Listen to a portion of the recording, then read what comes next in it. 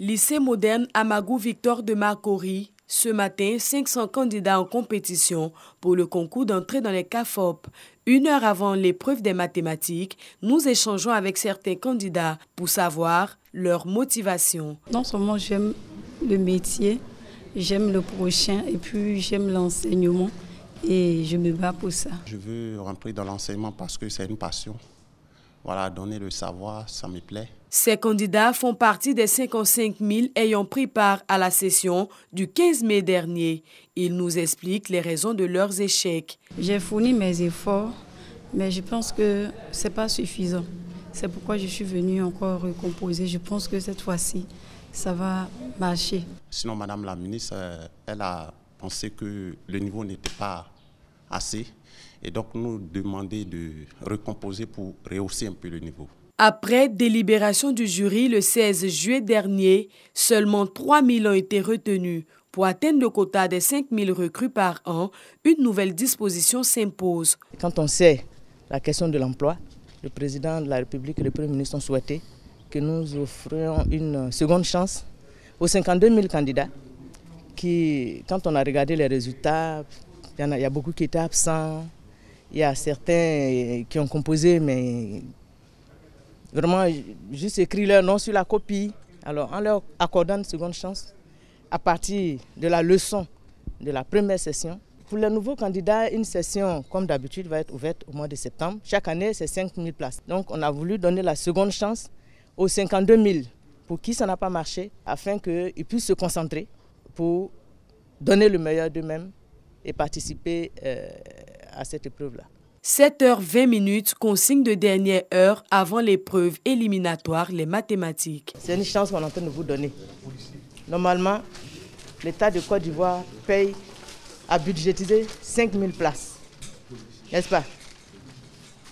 On devait prendre 5 000 comme ça, mais il y a des critères. Il faut avoir une moyenne supérieure ou égale à 12. Il ne faut pas avoir une note éliminatoire qui est égale à 8. Dans la recherche de l'excellence, le gouvernement innove avec la vidéosurveillance des examens et concours. Dans cette salle multimédia, une 50aine d'ordinateurs à l'angle des écrans qui permettent au chef du centre d'avoir une visibilité sur toute l'école. Le gros problème que nous avons pour les examens et pour les concours, c'est la tricherie. Nous souhaitons évaluer les candidats à partir de leur travail, le travail qu'ils ont fourni eux-mêmes. Et donc, dans le cadre de la lutte contre la tricherie, voici un des dispositifs qui est celui de la vidéosurveillance. Donc, ils sont surveillés. Et c'est comme ça que nous prenons les candidats qui trichent. Il faut sortir le mauvais grain. Au total, 52 000 candidats prennent part à la session exceptionnelle du CAFOP 2021. Les candidats sont évalués en français, en mathématiques et en culture générale.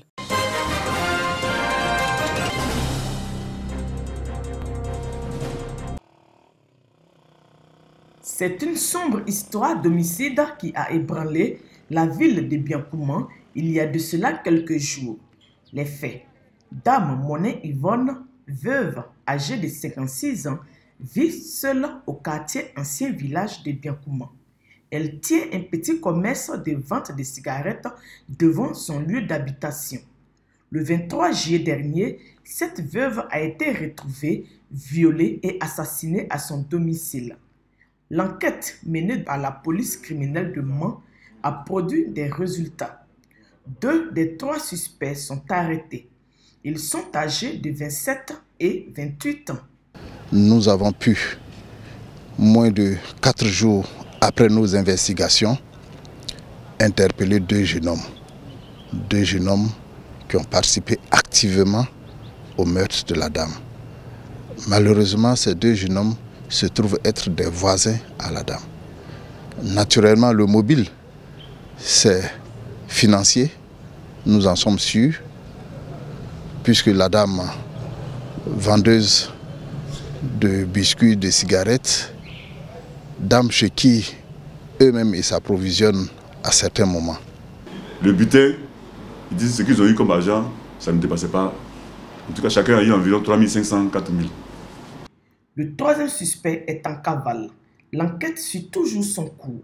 Cette histoire a plongé les populations riveraines dans une certaine psychose, car ces derniers mois, la paisible cité de Biancouma a enregistré au moins 3 affaires d'homicide.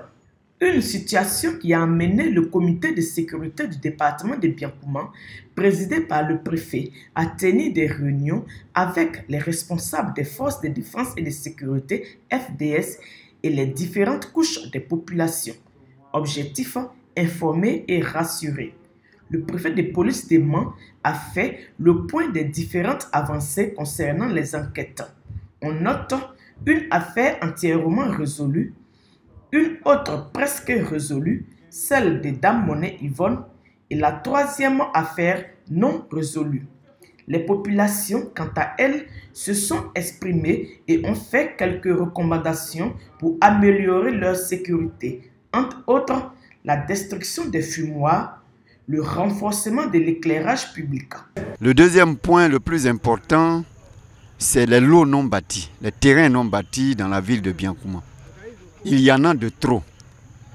Et donc, il faut y prendre des dispositions idoines. Nous avons demandé au préfet que nous puissions regarder cela de près avec les services du ministère de la Construction et de l'Urbanisme. En plus de tout cela, les populations ont été invitées à être plus vigilantes et surtout à coopérer avec les forces de défense et de sécurité.